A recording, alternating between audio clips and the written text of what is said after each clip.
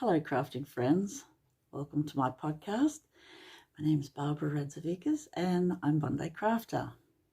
Welcome to all my crafting friends out there. Thanks for coming this week. I live in Bondi, which is New South Wales, Australia. Beautiful place, but we're in the middle. It's the 31st of October, Halloween night. And there's a very low pressure system overhead, so probably storms tonight. That's spooky. But yeah, and it's my daughter Sky's birthday tomorrow, so happy birthday, darling. So in this podcast, I have some knitting and a few wool things that came in the mail today. I'm really happy about that. So I'll show you what I'm up to. I bought this Letitia pattern a few weeks ago. It is beautiful. I love it. And I bought this persimmon wool. It's lovely. It's called Stroll Tweed, fingering weight, persimmon heather, 231 yards, 50 grams, and it is 65% superwash merino wool and 25% nylon, 10% Donegal tweed knit picks. It's beautiful. And this is where I'm up to. So the body is knitted in one piece, and then divide for the armholes, and that'll be it. I'm going to make it 12 inches instead of 10, so I just want it a bit longer. I love the lacy part in the bottom. I read the pattern a bit differently to what it was actually written, and this is what I ended up with. So you'll probably see I have two of the lace parts at the bottom instead of one, but I don't mind. I think it's lovely. And I also did for my ribbing knit 2 purl 2. I like that ribbing more so than knit 1 purl 1. So yeah, I'm making size 4.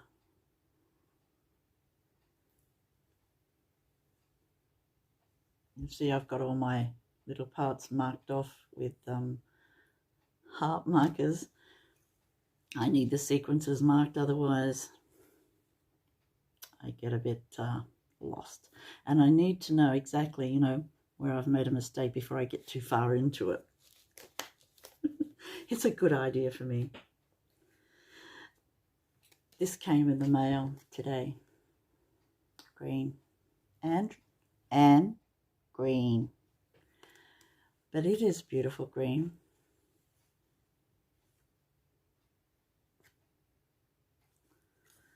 It's very dark bottle green. It is mecha, bulky, 130 yards, 119 meters, 100% superwash merino wool. I don't mind superwash. I love it all. It's beautiful. Colours are beautiful. So I got 2 skeins of this. I think I might make a hat or part of a vest. I might keep it and add it in with another colour, which would be lovely. And then I got this beautiful grey. I got 8 balls of beautiful grey.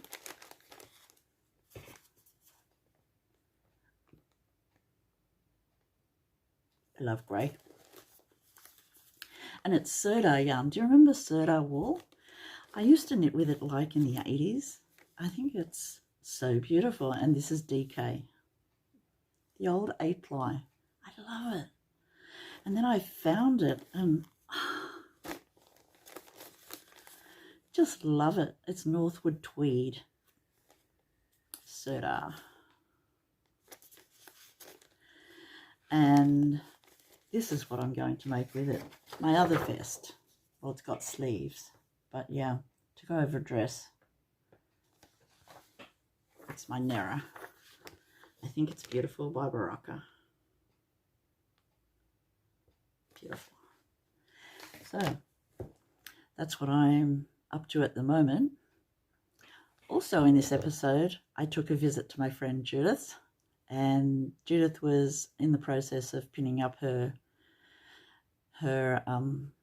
new quilt, and she also talked about the process that she does with her tops. So this one is different from the others. All her quilt tops are different, but similar. She uses her own recipe for making quilts. So that's an interesting thing to have a look at.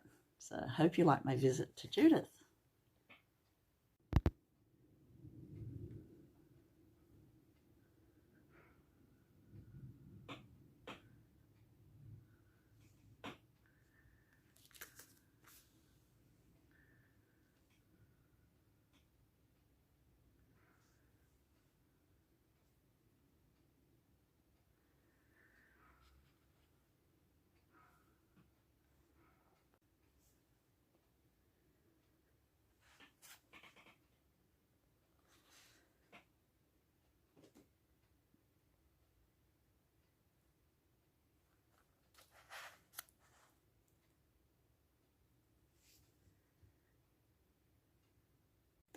I've also made a hat out of the thick wool that Judith got me at the show. It's beautiful. It has a felty feel to it, and look, it is beautiful. So I made a medieval inspired hat. Then I made another one out of the browns that I got. So I've made two so far, and I love it. So we'll also have a look at that. And they are both from the basic recipe, but different, because knitting for me is like cooking. It never turns out the same twice, and I always have to add something, you know, just to make it different. Or maybe I can't remember, you know, what I actually have done, even though I write it down. So we'll have a look at those too. These are the hats I was speaking about. Aren't they beautiful? So I'll show a couple of still photos of them, and then I'll do some modelling. Medieval hats, friends. This is the first hat I made. It's a wool that Judith got me at the craft show. I love it. I love how it feels. You'd think it'd be hot, but it's not. It's just lovely, and it fits really nicely. I'll show you the top. So, the basic recipe, I have a basic recipe. So the basic recipe is 110 stitches cast on. From then on, this is what happens. It's beautiful. And this is the second one that I made. This is the brown one that I made. So you can see I cast it off differently on the top and made these pointy things.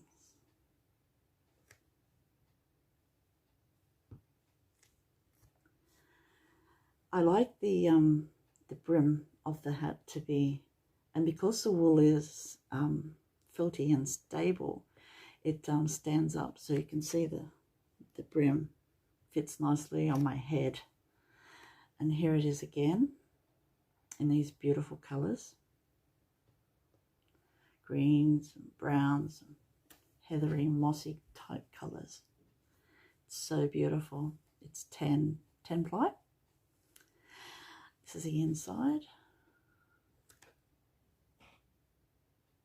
It's not very clear, but I will take more. Here I am in my brown one that I made. You can clearly see that it is different from the first one. But different colours. It is beautiful. So this is basically the same. I started off with the same stitches, and then I made a little fold over, so the stitches fold over. So I did 6 rows of purling first, and then it flips over. I found that that happened in my Fen cardigan, and I quite like it. I quite like it in this recipe. So this is the brown one that I made. This is a top. I'm hoping it comes out okay. But yeah, I love it. I've got to say, I have ordered 3 more balls of it. It's very reasonably priced. I got different colours, so I got brown and white, black and white, not white, but you know, that oystery creamy colour. And I got another one similar to the colours Judith gave me, but I love it so much that I just have to make more of them, and you know, I'll have hats to wear. And I think I can wear it, you know, maybe in summer because it's so light. And if I go to any medieval fairs or anything. But I think I'll just wear them anytime because they're beautiful. I'll take it off and I'll show you a bit more. This is the first hat that Judith gave me the wool for. Modelling it on my styrofoam head. I love it. Look at the colours, they're coming up really nicely. And as you can see, the brim I've done in rows of knit and rows of pearl to give it a nice brim shape. And then the crown, now I would like to make crowns that all turn out the same, but they never do. And this is what happens. So I quite like the effect. You can see I have nice points. The colour of the yarn is a sort of a stripe, but not. So you can see by the centre of it that the yarn ended in this beautiful russet brown. But I think the overall look is really nice. It suits my face. I have a hat face. I'm so happy about that. So that's number 1 hat, and next we'll have a look at the one I made for myself with brown. So in this one you can see the colours are different. It is more subtle colours, I would say, browns and yellows, and that beautiful purpley colour, lavender and darker. So the brim is basically the same with rows of knit and pearl. Then we come to the crown, and as you can see, it has the points. And being a stripy sort of yarn, you can see how the colours have come out. And I think it adds to the gorgeousness of the whole, I'm calling it a beret. Well, it's a medieval beret, but is it beautiful? I just love it. So yeah, prepared to make a few more.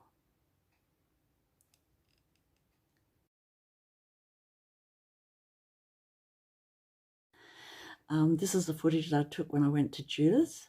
That was on last Thursday.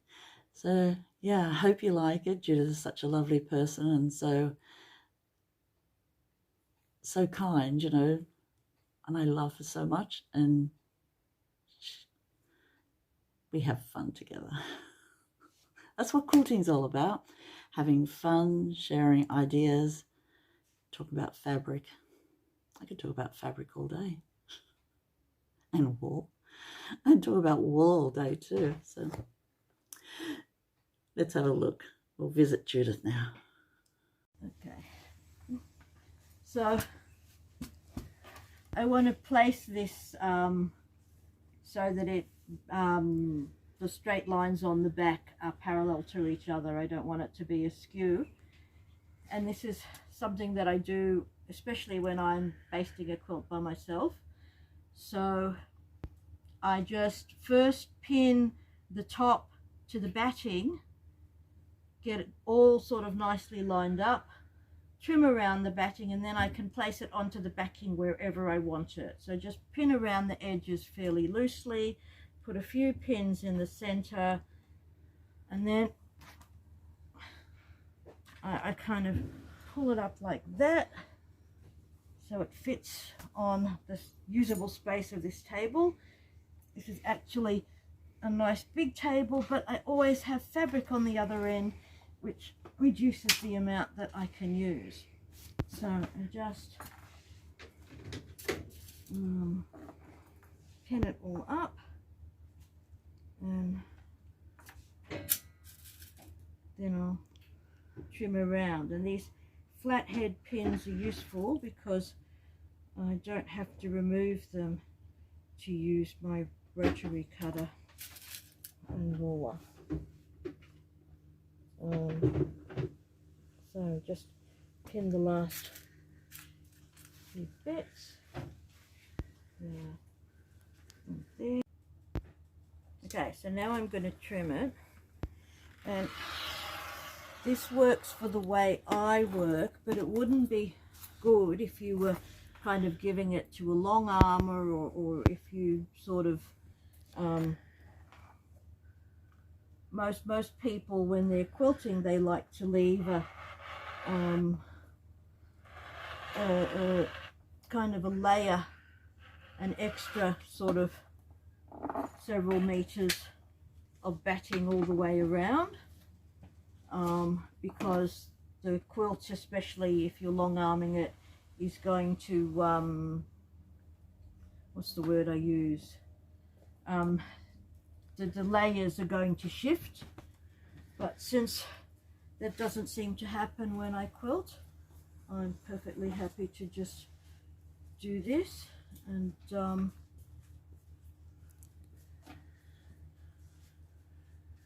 I've done this with even quite large quilts, but on a bigger table, because you don't want to you don't want to get folds and things in your batting as you. Now I'm always very careful when using a rotary cutter to close it before putting it down at any point, because rotary cutters are dangerous tools. You can cut through your fingers, or you can drop them off the table and cut your foot, and nobody needs an injury when quilting. So I'm just going to trim the whole lot. And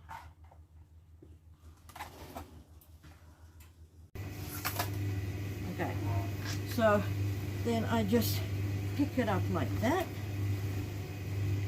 and need to make sure which way is up, which on this one is this bit here, and so I don't want to forget that. And then I will lay this down,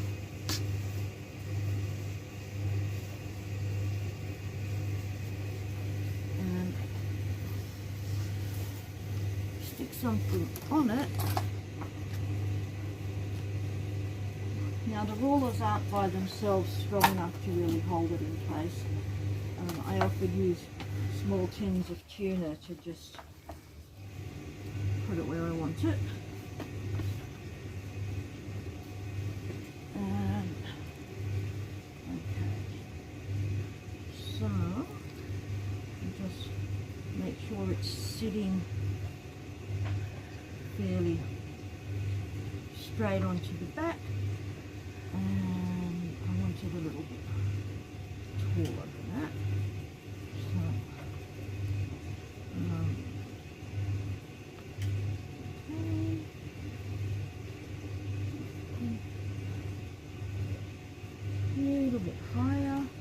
notice that I always lift it off the back to make sure that the backing's staying flat. Kind of, you don't want to ever drag it because that'll make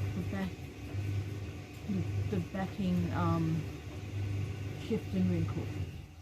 And then I can just roll it out and see that, there's a straight line there compared to that straight line, and a straight line there compared to that straight line, and it's looking pretty good. Now I'll just take these out and pin it up again. So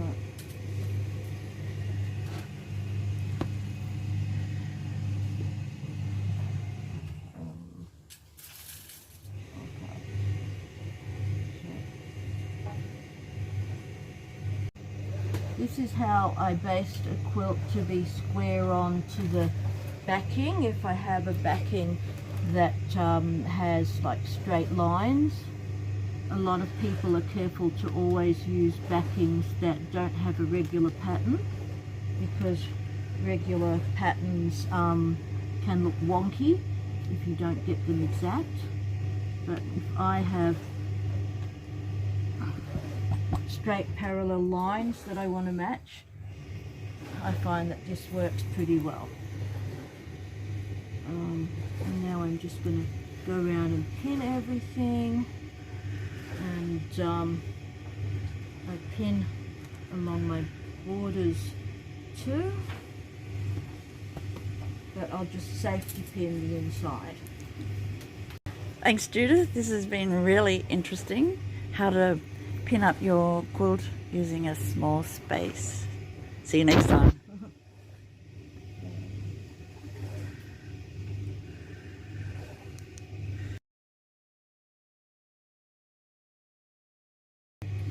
I just want to check how sort of straight my lines ended up.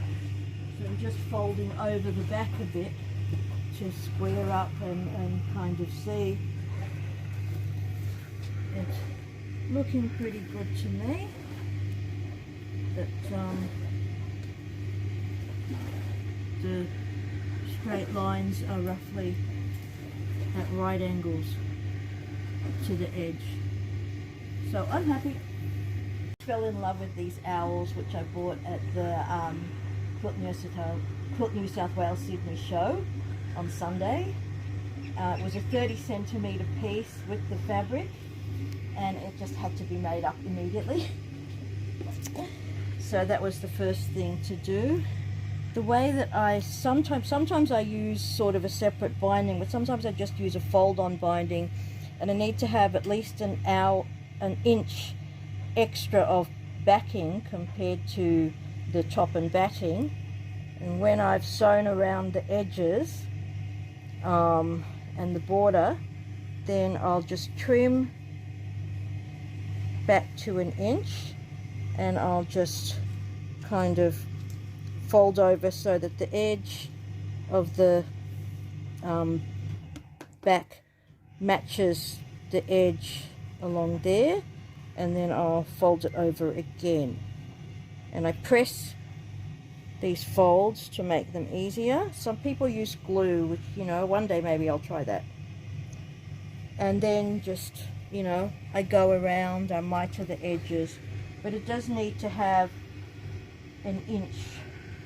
I don't really like to do it with less. If my hands were a little bit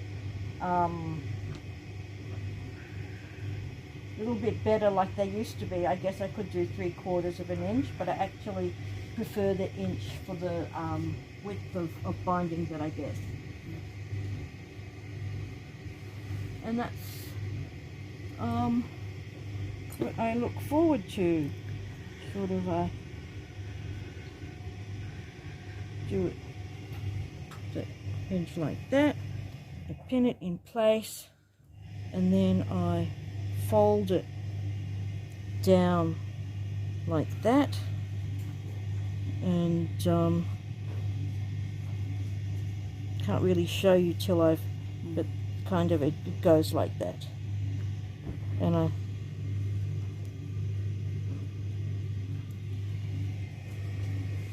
So a folded over edge is not going to last as long as a separate, separately bound edge. But it is something that I quite often do. It's kind of when I'm not in the mood to, or when I really like the back and wanted to have a bit of it on the front. Like in this one, it's going to have an interesting, different things all along the side.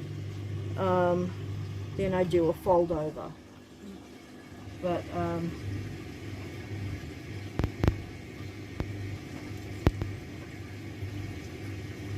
if I have a pre-made binding from my little stash over here,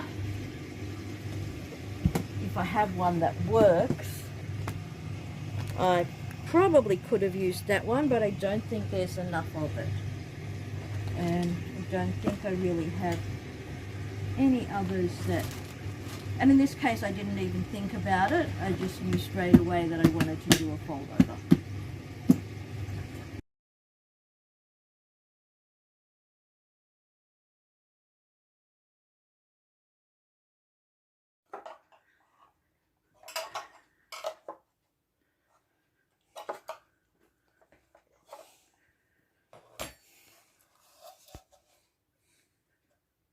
Can I see it?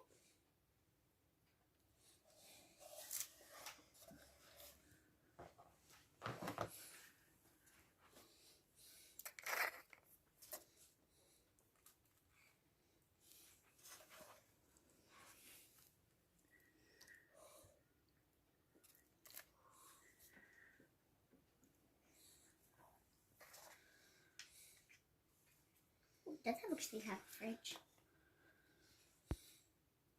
And